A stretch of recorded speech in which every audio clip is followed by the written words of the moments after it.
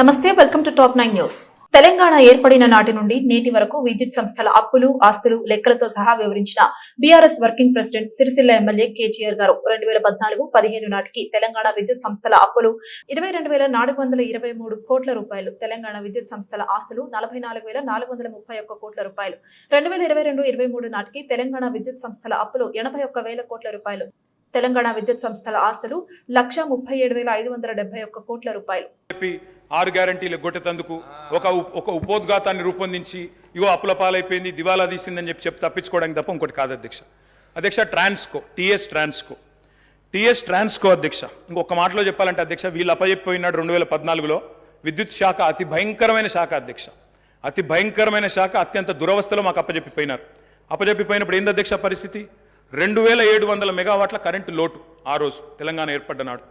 22,423 కోట్ల అప్పులు మీరు అప్పచెప్పినాడు మాకు. 22,423 కోట్ల అప్పులు అధ్యక్ష. ఆనాడు ఇది ఆ రోజు మీరు అప్పచెప్పినప్పుడు అప్పులు 22,000, లోటు 2,700 అధ్యక్ష. ట్రాన్స్కో ఆస్తులు అధ్యక్ష, లెక్క వాళ్ళేమో అప్పులు చెప్పారు, నేను ఆస్తులు చెప్తున్నా. ట్రాన్స్కో ఆస్తులు వాళ్ళు అప్పచెప్పిపోయినాడు మాకు 2014లో 7,461 కోట్లు. ఈరోజు అధ్యక్ష ట్రాన్స్కో ఆస్తులు మళ్ళీ తిరిగి మేము వాళ్ళకి అప్పచెప్పినప్పుడు 24,476 కోట్ల అధ్యక్ష.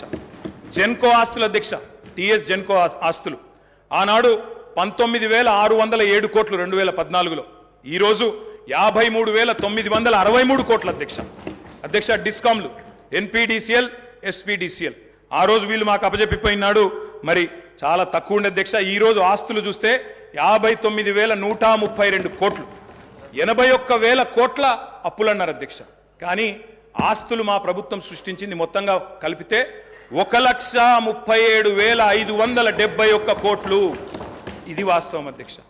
ఆస్తులు మాత్రం చూపెట్టకుండా అప్పులు మాత్రం చూపెట్టి తిమ్మిని బమ్మిని చేసి ఏదో బుకాయించేదో చేస్తాం, జాదుగర్ చేస్తామంటే కుదరదు.